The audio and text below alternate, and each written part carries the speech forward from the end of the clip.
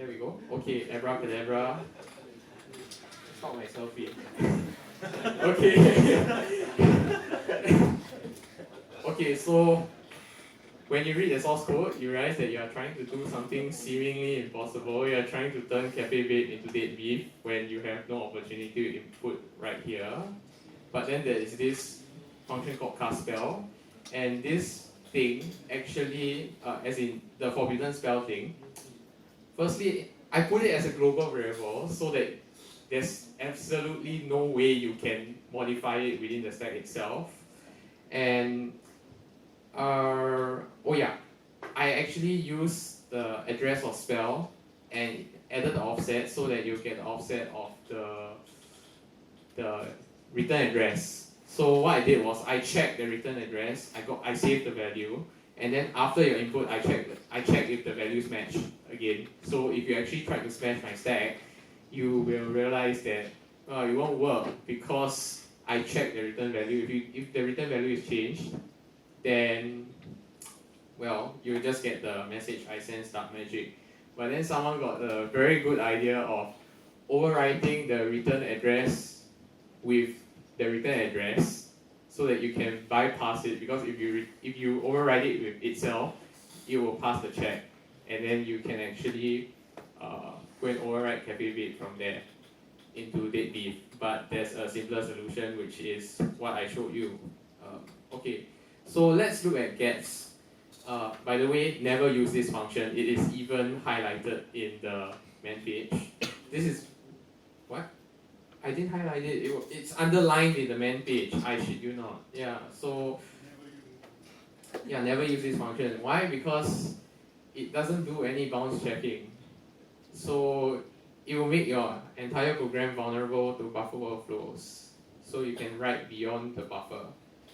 And also there's a terminate, when you terminate your input with a new line or end of file, it will replace that with a null byte, which is why some of you realize that, oh okay, if I can't override EIP, let's override EBP. But then when you try to override EBP, you realize that EIP gets overwritten because there's a stupid null byte behind.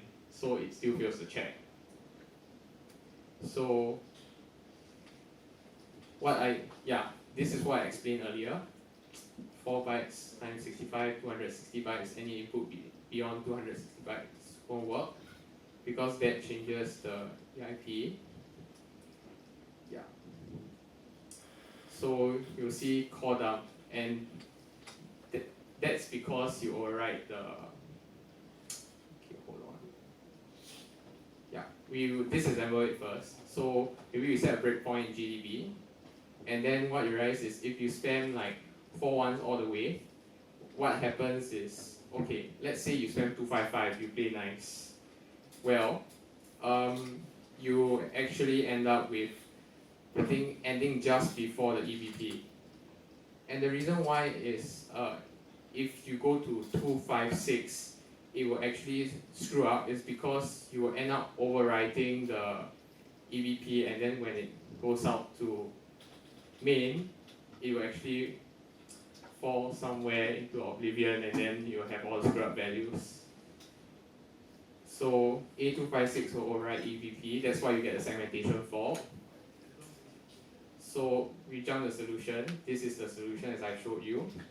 And this is what happens. Based on this picture, can you figure out why? Does anyone know why this works? Anyone? Notice that I made use of the null byte. I overrode the least significant bit of the EBP. No idea why it works.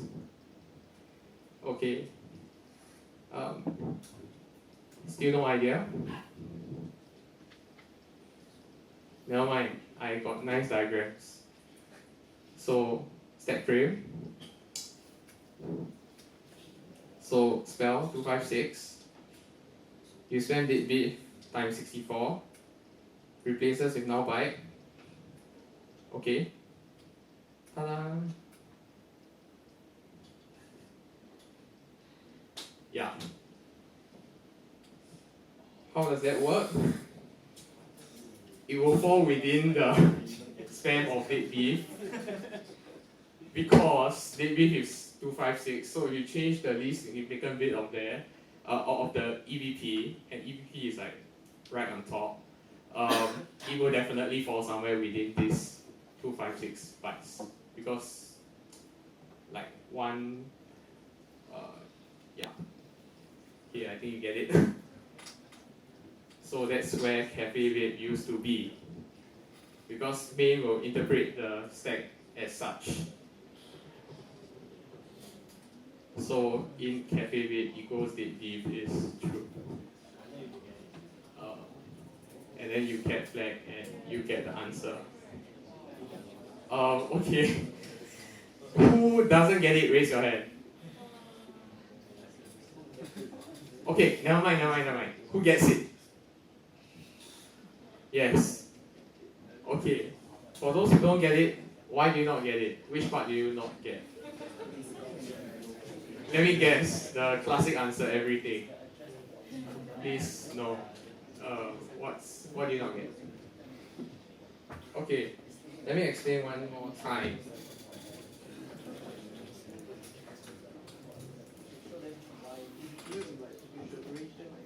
Sorry? What? No, I'm not going to arrange people and use them as bytes. No. I don't even know I'm supposed to override a human being. Okay,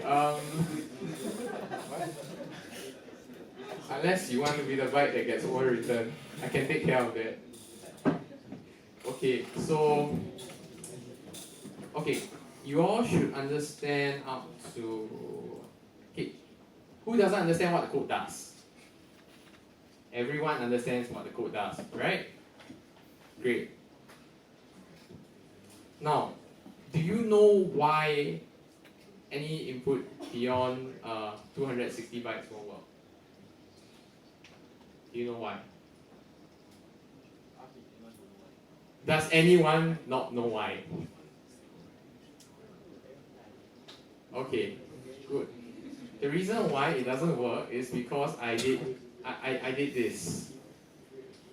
Okay, so don't do that. When I actually created a int value, forbidden spell, and then I got the address of spell, and I plus 65. I got the address of spell, I casted it into an integer pointer, then I plus 65. The reason why you plus 65 and the offset is actually 260 bytes is because it's an integer pointer. If you use an integer pointer, you plus 1, you're actually adding 4 bytes to the offset. If it happens to be a character pointer, and then you plus 1, you're adding 1 byte. So yeah, that's why this is 260.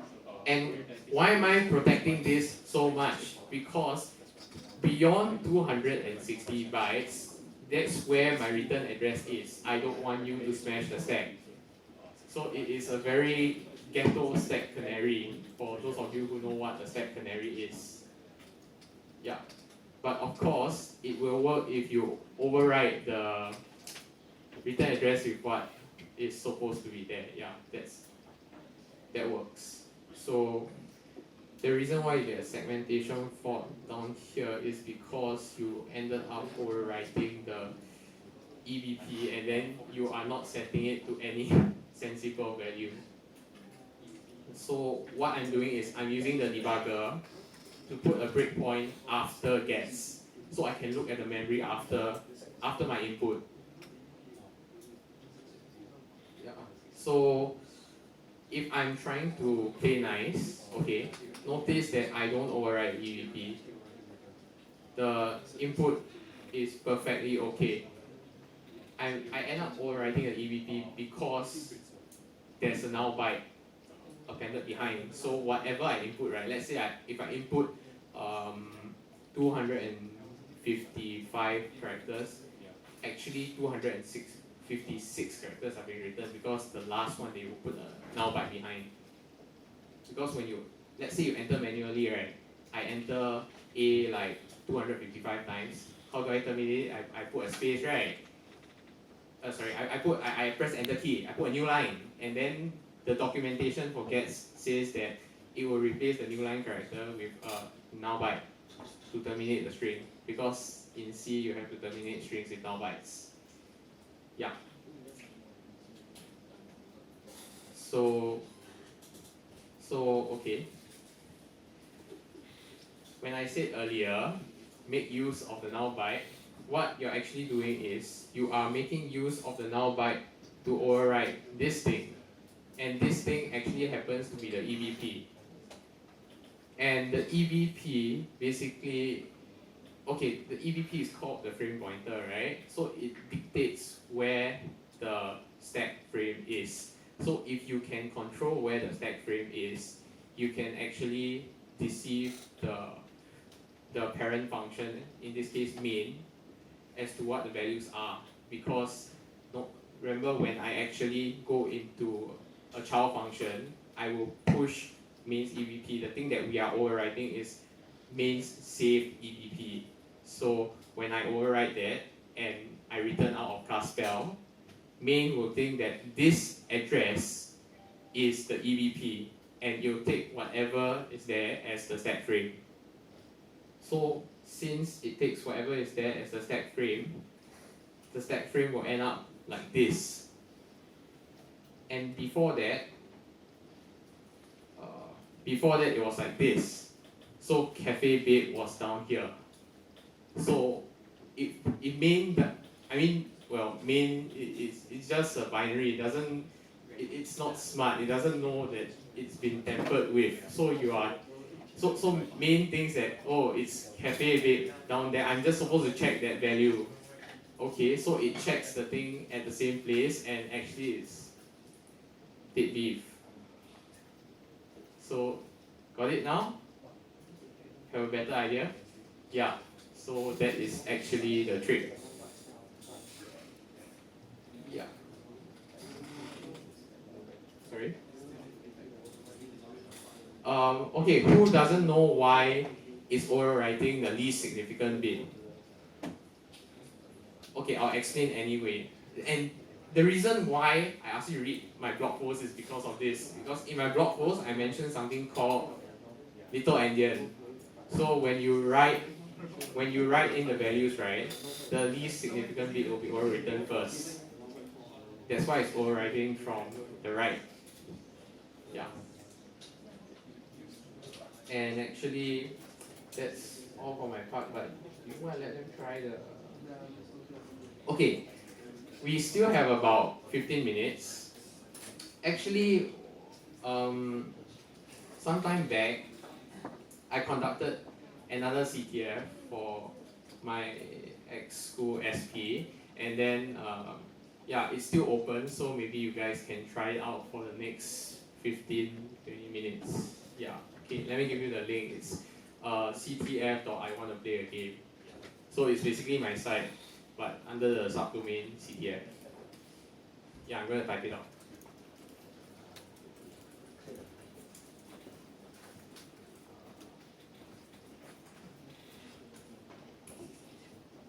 Okay, guys, when you try this dystopia CTF, right, it looks like the same platform as the one that you used today, right?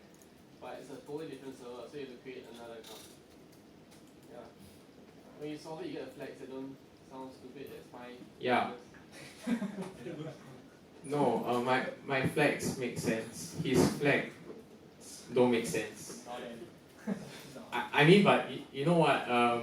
Doesn't matter. You won't get to see my flags anyway. His challenges are too easy. You'll see all his flags.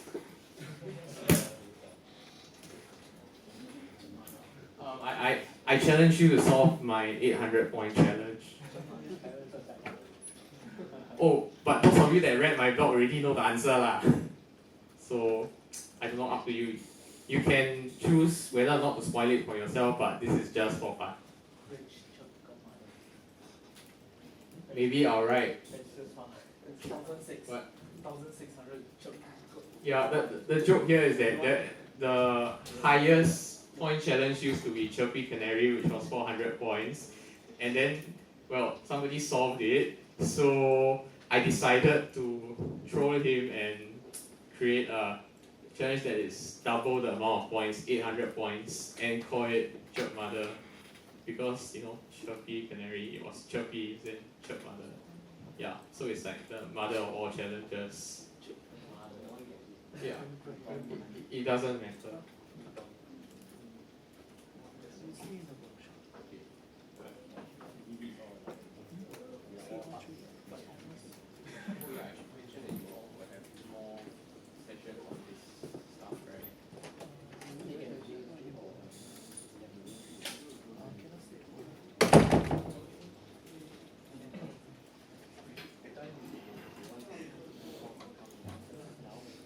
If you guys want to know more or you have any questions, you can just feel free to approach any of us now. Yeah. Any random questions you can. And if you like to join the NUS GreyHats, right, you can speak to any of us as well. And do you know that he's not even in NUS? He's going to NS next month. October. Yeah. Yeah, and he knows so much about all these things.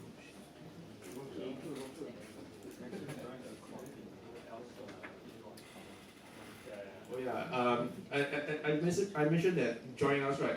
I mean join the core team, not as to join the Facebook group. Join the core team, then you get to organize all this stuff and also meet people. Oh, I'm just curious. Anybody taking the new IS course, the information security course? Just one, two. Oh.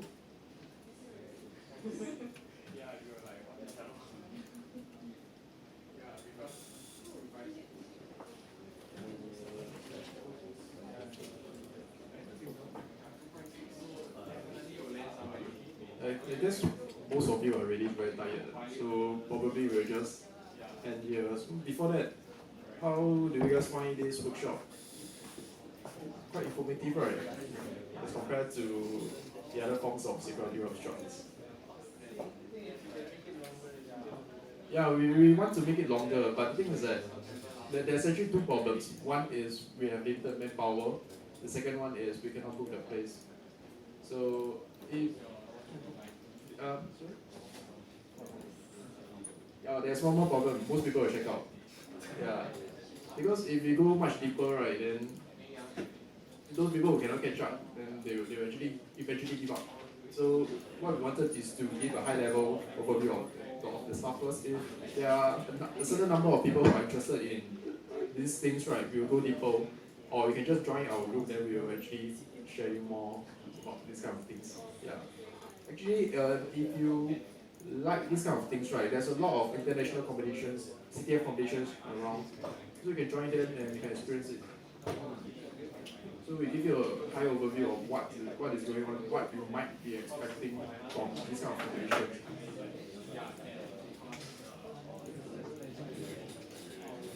And also, like what we covered today is just like one part of security. It's only the exploitation part. There's still a lot of other stuff like forensics, cryptography, QR codes. I mean, we have a whole bunch of them on Dystopia CTF, so when you play that, you can get maybe like a whole red kind of view of what CTF are about.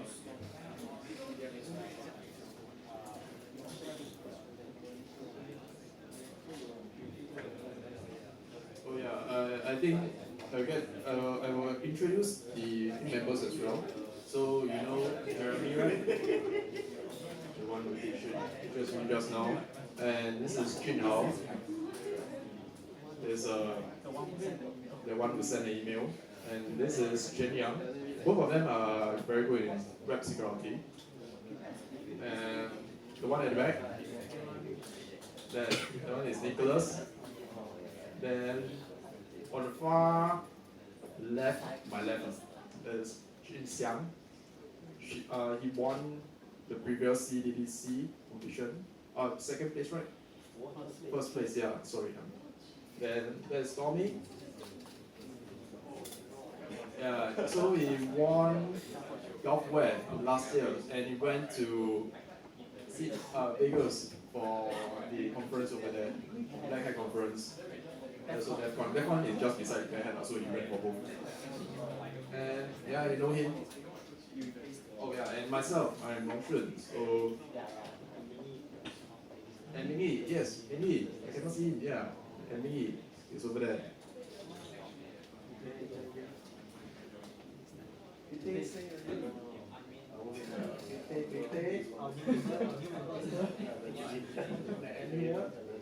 You want to end here? So how about it? We end here, then hopefully we'll come back next week and we'll cover more on the web security stuff. And before we go, give a round of applause for both of them again. Thank you so much for your time and have a good weekend. Bye bye.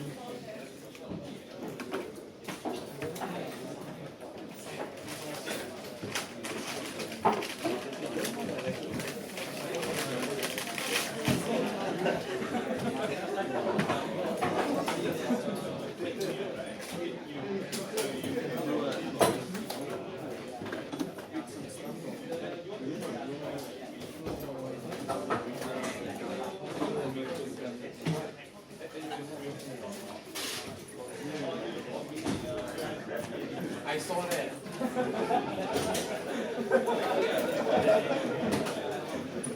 I saw that. Oh, never mind. This is my favorite box.